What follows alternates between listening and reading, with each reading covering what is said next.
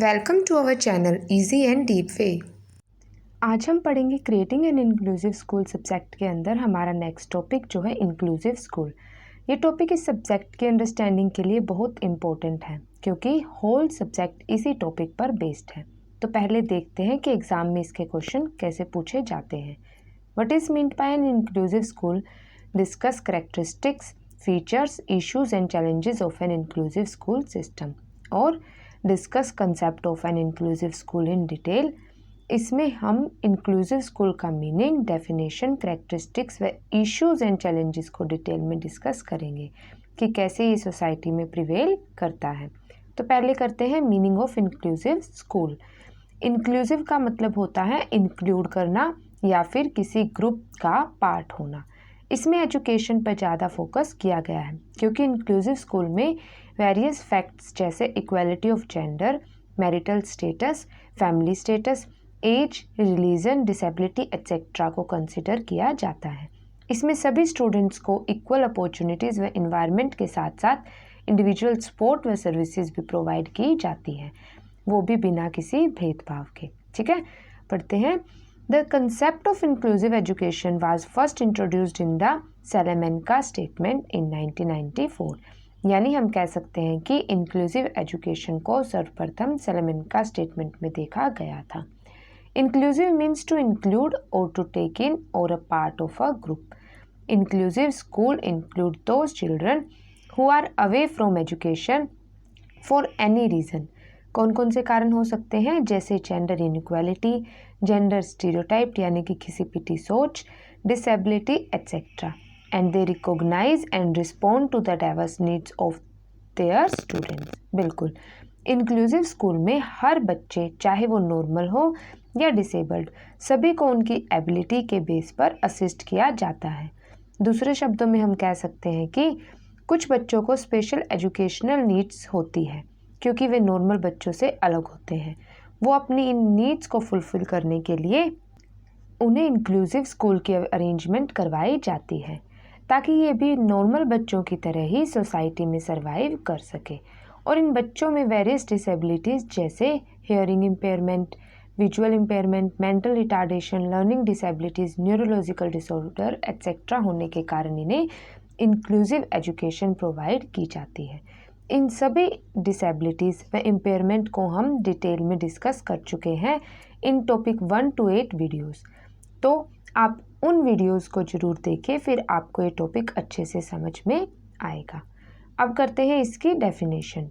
According to Ballard, inclusive school deliver a curriculum to students through organisational arrangement that are different from those used in school to exclude some students from their regular classroom। मतलब regular classroom के अलावा extra organisational arrangement जैसे infrastructure, transport facility, बड़ी system etcetera provide करवाना उन बच्चों को जिन्हें स्पेशल एजुकेशनल नीड्स चाहिए। ठीक है, अब करते हैं कैरेक्टरिस्टिक्स ऑफ इंक्लूसिव स्कूल।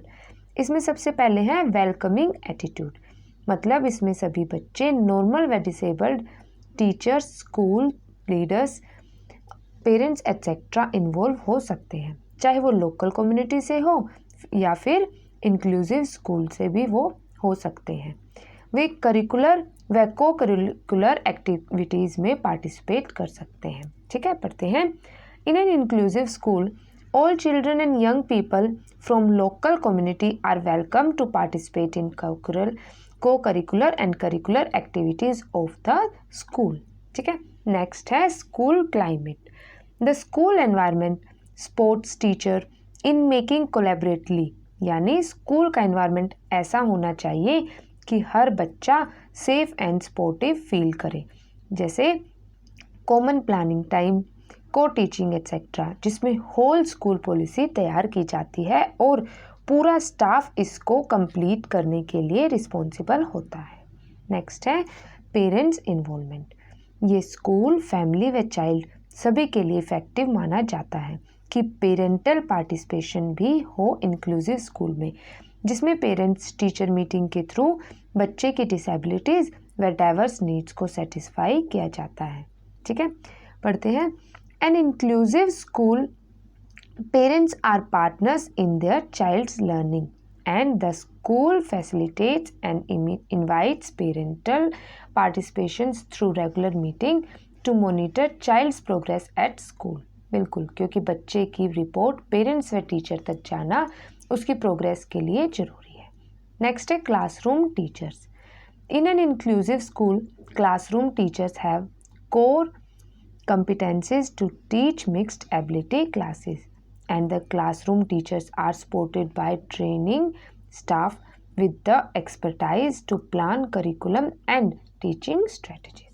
यानी डिसेबल्ड बच्चों को टीच करने के लिए और उन्हें समझने के लिए टीचर्स को भी ट्रेनिंग दी जाती है ताकि वे इफ़ेक्टिव करिकुलम व टीचिंग स्ट्रेटजीज़ के साथ बच्चों को पढ़ा सकें. नेक्स्ट है sportive environment. In an inclusive school, sport for student is provided in many ways. For example, textbooks, computers, hearing aids, sign language interpreters, etc. ये सभी टूल्स व टेक्निक होती है डिसेबल्ड बच्चों को पढ़ाने के लिए और टीचर्स को भी इनके लिए ट्रेनिंग लेनी पड़ती है. ठीक है. फिर है positive relationship. In an inclusive school there should be positive thinking and environment created for students. जैसे नॉर्मल व डिसेबल्ड बच्चों को बड़ी सिस्टम में डिवाइड करके उनके बीच में कोऑर्डिनेट क्रिएट किया जाता है जिसमें वे एक दूसरे की हेल्प करते हैं और उनके पॉजिटिव रिलेशनशिप भी बिल्ड होता है. फिर है फीलिंग्स ऑफ कॉम्पिटेंस. यानी students feel competent in areas related to their social, athletics, moral and creative abilities. यानी बच्चों में स्टेट व नेशनल लेवल पर पार्टिसिपेट करने के लिए सोशल, मोरल व एथिकल एबिलिटीज़ को बिल्ड किया जाता है जिससे वे अपने गोल्स को एथिकली अचीव कर सके. नेक्स्ट है इसमें treat equally means consider all pupils and staff equally and focus on whole school, जिसमें टीचर्स, स्टूडेंट्स, स्टाफ मेंबर्स सभी पर इक्वल फोकस किया जाता है. That is deeply committed to the belief that all children can learn, adopt whole school concept. Last है इसमें recognise special learning needs. इसमें बच्चों को इंस्ट्रक्शंस व को करिकुलर एक्टिविटीज़ सिखाई जाती हैं जिसमें डिसेबल्ड बच्चों पर ज़्यादा फोकस किया जाता है ताकि उनकी लर्निंग एनहेंस की जा सके. अब करते हैं challenges and issues to inclusive school. Inclusive education के गोल को अचीव करने के लिए बहुत से चैलेंजेस व इश्यूज का सामना करना पड़ता है जिन्हें हम इस डायग्राम के थ्रू बता सकते हैं, जैसे acceptance from regular classroom, transport, infrastructure, attitude of peers, problem face during examination, problem in curriculum, attitude of parents etcetera. इन सभी चैलेंजेस को हम एक एक करके डिटेल में पढ़ेंगे. इसमें सबसे पहले है acceptance from the regular school. मतलब स्पेशल नीड व डिसेबल्ड बच्चों को स्कूल में एडमिशन नहीं दिया जाता क्योंकि कई बार तो ये बच्चे सिर्फ ट्रायल बेसिस पर एडमिशन लेते हैं और स्कूल में कंटिन्यू नहीं कर पाते और कई बार टीचर्स इन्हें डील करना पसंद नहीं करते और ये हायर क्लासेस में भी प्रमोट नहीं हो पाते. ठीक है. पढ़ते हैं. Unskilled and untrained teachers with lack of commitment is the issue for them. The reason being the teachers were uncertain how to deal with such a student in higher classes. क्योंकि इन्हें special facilities, sports व guide की ज़रूरत होती है. Next है इसमें transport. जिन बच्चों में कोई भी डिसेबिलिटी व इम्पेयरमेंट होती है उन्हें स्पेशल ट्रांसपोर्ट फैसिलिटी की ज़रूरत होती है जो कि बहुत एक्सपेंसिव होता है और जो बच्चे दूर के एरिया से बिलोंग करते हैं उन्हें ये फैसिलिटीज़ प्रोवाइड करवाना और भी महंगा पड़ता है. ठीक है. पढ़ते हैं. The students face the lack of convenient transport facilities and for distance students the transport arranged falls expensive. इसलिए ये एक बहुत बड़ा इशू है, चैलेंज माना जाता है. नेक्स्ट है इसमें इंफ्रास्ट्रक्चर. इसमें कुछ डिसेबिलिटी जैसे सेरिब्रल पाल्सी ऐसी होती है जिसमें बच्चे की मूवमेंट व बैलेंस नहीं हो पाता और उसे हर वक्त किसी न किसी सपोर्ट व इंफ्रास्ट्रक्चर की ज़रूरत पड़ती है जैसे लिफ्ट व ramp in place of stairs ताकि किसी भी टेक्निक जैसे व्हील चेयर पर ईजिली मूव कर सके.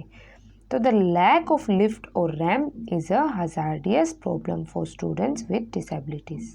ठीक है. नेक्स्ट है एटीट्यूड ऑफ पीयर्स.